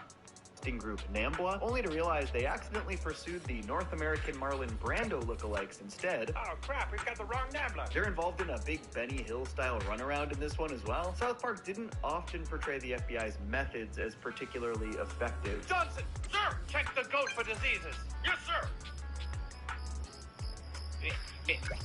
The episode that uses the FBI most thoroughly is actually all about how ineffective their methods are. This is probably one of the funniest portrayals of federal law enforcement in the entire series. In Fun with Veal, after the boys kidnap and harbor Farmer Dankin's calves, the FBI comes in to stop them, essentially treating them as terrorists holding hostages. Unfortunately, their trained negotiator is no match for Cartman, and is shown to be just giving them baffling leeway in those negotiations. We're giving the boys some guns in return for a calf. He doesn't even manage to get this one calf because he he gets overzealous and asks for a second. He is comically terrible at his job, which obviously this is South Park, so that's the point. But once again, it portrays a real lack of competence. All we need to do in return is get a cattle transporting semi-truck that will take the boys and the cattle to Denver International Airport, where we have a fully gassed airplane waiting to take them all to Mexico. There's also the angle that the resources going into this operation are just wildly disproportionate to the crime and danger being posed. I mean, some kids stole some baby cows. This is also basically the entire message behind the Christian rock hard subplot, when the FBI apprehends the boys for simply downloading music. And we already went over Gates lecturing them about the quote-unquote poor rich musicians who were being affected. There are many other occasions where the FBI are just there to facilitate a gag or move the plot forward without any additional comedic layers on top. Like when they show up to question Martha Stewart before she shoves a chicken in her ass, or when they take over an investigation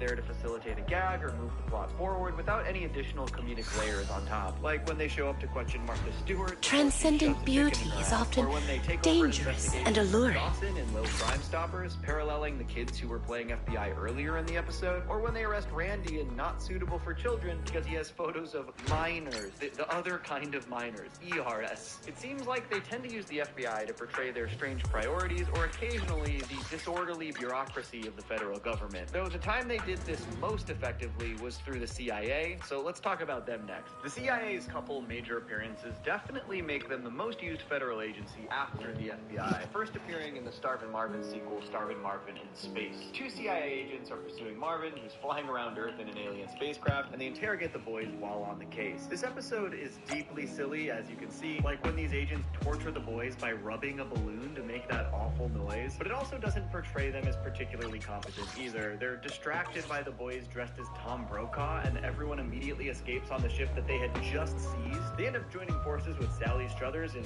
Jabba the Hutt for really competent either. They're distracted by the boys dressed as Tom Brokaw, and everyone immediately escapes on the ship that they had just seized. They end up joining forces with Sally Struthers in Jabba the Hutt form, freezing Kenny and Carbonite, flying all over the universe in pursuit of Marvin and the boys, not really managing to do anything on their own. The biggest CIA episode is for sure the 24 parody, The Snook, where they have to figure out who is responsible for placing the nuclear device in Hillary Clinton. They basically just listen to Cartman the entire time, arresting a Middle Eastern South Park family that Cartman assumes are terrorists. This isn't the first or last time law enforcement agency just kind of goes along with Cartman's presumptions either. This episode also satirizes the general disorder of bureaucracy better than any, with many agencies including the FBI, CIA, Dear ATF, manager, and President's you've private given the officers all Nineveh that I vying for brought you to position here. Speaking of the ATF, I gave the flower back in arrangement. season Of 3, course we got not. what was probably one That's of the South real Park's most deal. explicitly However, scathing critiques of I'm one of guessing these you agencies don't through the know episode the Two Guys details Naked in a behind Hot this, but Tub, satirizing their mishandling There's been of too Waco many and coincidences. portraying Then I'll them fill as you in super on the happy idiots details, ready to massacre shall an I? innocent party. Explicitly scathing critiques of one of these agencies through the episode Two Guys Naked in a Hot Tub, satirizing their mishandling of Waco, portraying them as trigger-happy idiots ready to massacre an innocent this party. top one involves a high-quality Yes, mine but you near totally screwed Blazewood. up Waco. You killed a bunch of They innocent only people and then just tried to say they managed. killed themselves. However, Matt and Trey were very as I'm clear sure in their you know, commentary about how they felt Outer Ring about Hollows the ATF's are handling of the quite Waco incident. And there was like some unstable. HBO documentary right around this time that came out about The Waco, owner- and we it's saw it and we're like, wow, boy, they really f***ed that up. I'm The episode surprised you're Major willing to Movement help someone who would briefly ignore showcases hollow the disaster. DEA in another example of what seems to be just criticism of simply their priorities. When many people start to get hooked on cheesing, which stems from Look at the catfish, they time. just straight The up start situation confiscating upstairs cats should from have children. settled. Oh, where? Get over it, druggie. Season 23's Mexican Joker brings ICE into Is the that mix as so? they round up suspected illegal immigrants and put them in detention camps. They don't portray them as particularly You seem diligent to in know their a lot. methodology either. So anyone can make an anonymous tip and you can round up families What are and you send them doing away? here, After Lycon? Cartman's tip-off, How's they the arrest situation Kyle's with the family, banquet and when in they realize Nineveh? that Kyle is Jewish, not Hispanic, they pretty immediately panic. I mean, they rounded up a Jewish family and put them Round up families and send them away? My After client's Cartman's wishes were tip-off, they dashed arrest the Kyle's moment he family, gifted and when they Nineveh to realize the that Kyle honored is guest. Jewish, not Hispanic, they pretty immediately panic. I mean, they rounded up a Jewish Oh. family and put them in a camp. It seems pretty clear the parallel that the episode is making here. I'm just here because those fat intolerant He was assholes impatient want to me make it. around. That gentleman Yeah, did not that's why favor I'm here Nineveh too. for its So the rarity show or has beauty. obviously always incorporated But these instead, other because agencies into their nostalgia stories from a in big numerous however, ways, often shifting if depending they've on been you also led play- onto the stage by another unwillingly, Yeah, are you from South Park? of course he'd be unhappy. I'm 3. Hugo, All and right, era all in which they're right. telling that story. Continue and though the your Park County heroic Police Department narrative. would still maintain much of its prior That gentleman characterization favors of Barb Nineveh, Brady, as they he doesn't definitely wish to started forget focus his on as some of such. the bigger modern Somewhat- criticisms of the police see. more directly as Wow. well. Too bad it was so cliche. You added so many... Since Barb Brady's retirement, the Park County Police However, Department's portrayal has perhaps you largely been realize- business as usual. my Honestly, one of apologies, Gabe's Master biggest Prox. roles in the past 8 years was in South Park: The Hello, Fractured Ethan. Whole. And because No one this took this game is pot such a of flour. massive and substantial story, They it just doesn't left. really have any No, runtime right. limitations. We get a You pretty said the substantial Nineveh, look that at Gabe's gentleman, practices so and even if motivations these as a I policeman. understand. You can initially find him in the Park County Police How Station, about loudly me? reciting You are going to racist keep these jokes with flowers other cops. then? Standard Gabe Please. stuff. The first quests he sends you on draw inspiration from the Little Crime Stoppers episode. He basically sends you out on junior detective missions that aren't very junior. If you take out the drug kingpin, we'll give you this junior detective badge. Pretty neat, huh? Now get out there! But these missions all amount to rounding up completely innocent black folks in town. You have to take out Nicole's dad and then Tolkien's dad, and he makes it pretty clear that this is kind of just what the Park County Police Department does. Pretty There heavy, you work, huh? hero. You're really getting into the program. You understand exactly what we're doing, and you're doing it right along with us. The game also isn't shy These about flowers showing are the pretty police officers inconvenient to using carry drugs and around. I don't think partying I've with no ever seen flowers repercussions like either, this but the in the focus flower is shop. definitely on the It's overtly really racist rare, tactics but they now use. I know that I guess you could say it's fulfilled its purpose. I thought you might like them, But you so I can't brought them believe back. what the media tells you. Cops are just people, like you, your friends, your Really? family. People who work hard to... Boom! It's revealed that not only have the police arrested literally Like you, your friends, your family. People who work hard to... Boom!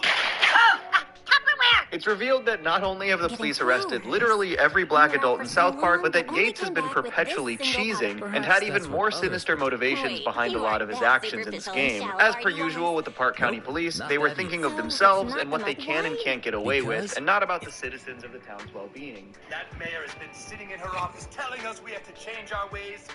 The only way to have her removed is to raise Helen, crime I'm in the gonna take this streets. back to my room And now. now cops are finally able to do things the old way again. Don't you see this is better for everyone? I mean, the man literally sicks Subway Jared on the boys. This game contains some of the Park County Police's most heinous actions in the entire series, which culminates in the reveal that they are sacrificing all of South Park's black citizens to a Lovecraftian god. But I suppose H.P. Lovecraft was a racist too. Oh, fuck. Was he really? Like how racist? Really? So, yeah, all within the story of this game, Yates and the police plotted to increase crime in the streets to allow them to abuse their authority again, released Subway Jared on a bunch of children, arrested every single black citizen in South Park without due cause, and started sacrificing them to an elder Lovecraftian god. And look, obviously this is all an insane escalation for the sake of comedy, but the escalation is the feeding people to the elder god part. It only works because of the baseline commentary that the police are prone to racist actions and policies for the sake of comedy, but the escalation is feeding us and started sacrificing them to an elder Lovecraftian god. And look, see, this is all an insane escalation for the sake of comedy, but the escalation is the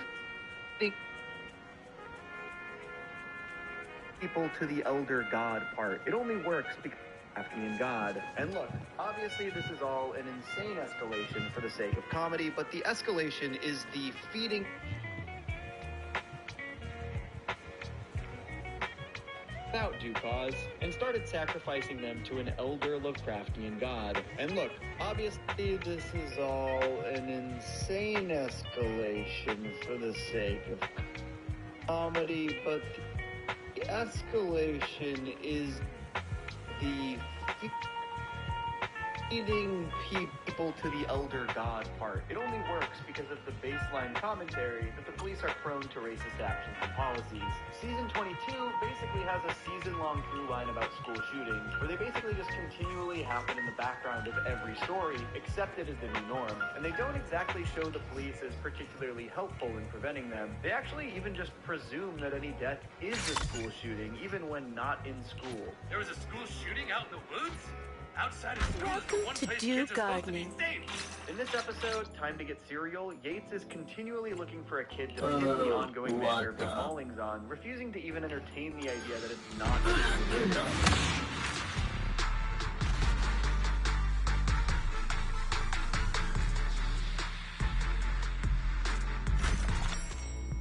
episode also showcases where Yates' priorities lie, as his biggest frustration across the episode isn't the non-stop death, but the fact that it's preventing him from playing Red Dead Redemption 2. And at the end of this episode, they fully arrest and charge the boys with the school shooting, despite countless eyewitnesses pinning it on Man Bear Pig. Though outside of Fractured But Whole, the pandemic special definitely puts the most focus on police. In this one, they've been defunded and are called in to replace the teachers at South Park Elementary when they're in a pinch. This might be our last chance at a job, so I don't want any unnecessary deaths.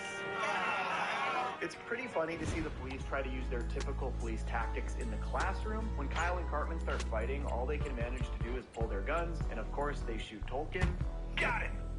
They even lie about this and claim Tolkien got COVID to save their own asses, which leads to a full-on quarantine at the school. The mayor eventually decides to refund the police to help curb riots caused by COVID panic, and that goes about as well as you'd expect. Basically, a lot of dead kids, including Kenny. Since they had this last major focus on the police, the show has used them a couple of times. They have to enforce the pajama law and pajama day. They arrest Butters for sexual harassment because he pinched a classmate that wasn't wearing green on St. Patty's Day. They arrest Randy when he goes full Karen in Streaming Wars, but it's all pretty small stuff, and that is basically where we are today.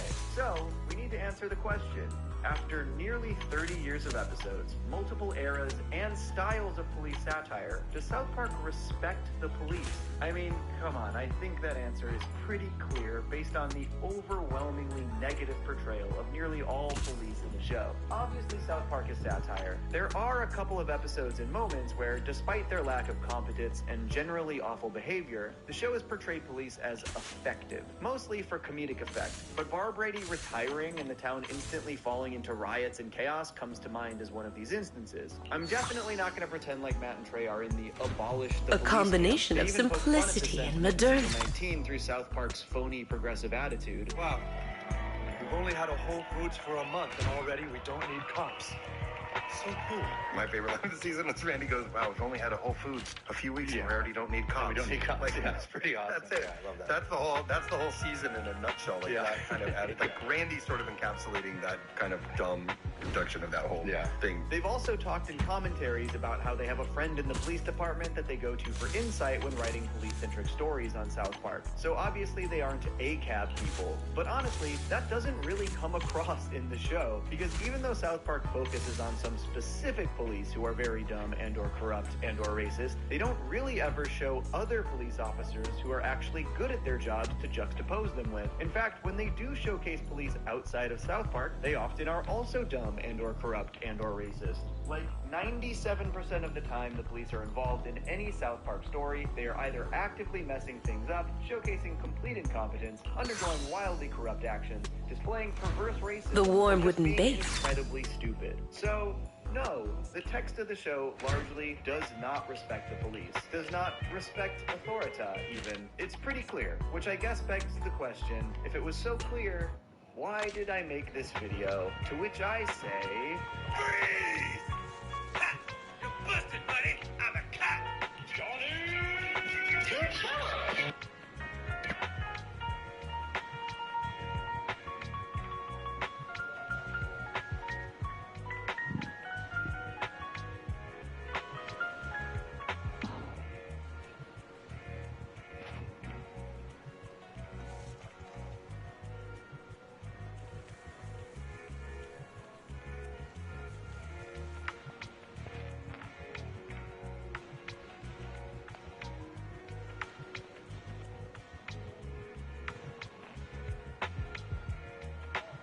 Welcome to Master Duel Master.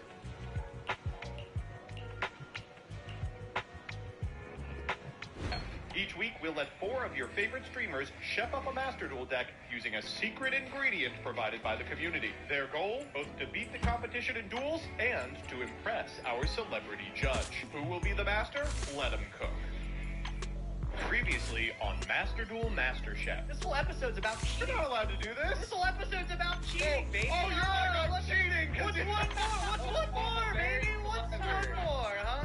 Joseph, all it takes is one bad prompt, because I will show up with... All it takes is one bad prompt. I bet you felt very clever. You tried to do that every single week. Wait, Don't do that. Tara pays almost to the next Come one. on, don't do that. Oh my God, bro. All disturbances will Why would you possibly do this? back to another episode of Master Duel, Master Chef, the movie. First and foremost, I would like to thank the winner of last episode, but I cannot yet do so because the episode has not yet released. I mean, the real prize was the friend we made along the way, right? Exactly. And the friend was Earthbound Immortal Red Nova. I pulled it Today, vocals. we have... He's reprinted as a super. Did he have his proper text? Is he able to attack directly? No, he shouldn't be able to attack directly. Yeah. Sorry, I just got jump scared by my own scarf. Or a scary moth. Your own scarf. Attack directly? No, he shouldn't be able to attack directly. Yeah. Sorry, I just got jump scared. Today, vocals. we have... He's reprinted as a super. Did he have his proper text? Is he able to attack directly? No, he shouldn't be able to attack directly. Yeah. Sorry. Nova. I pulled Today, vocals. we He's have... reprinted as a super. Did he have his proper text? Is he able to attack directly? No, he shouldn't be able to attack directly. Yeah. Sorry, I just got jump scared by my own scarf. Printed as a super. Did he have his proper text? Is he able to attack directly? No, he shouldn't be able to attack directly. Yeah.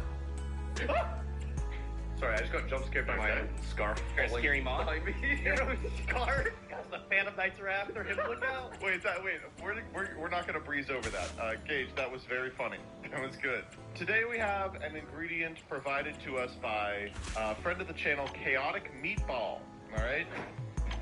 Hey there, Wonkers! Chaotic Meatball here to send you a very special ingredient this week. Though I don't think this getup really gets it across. It's morphin' time!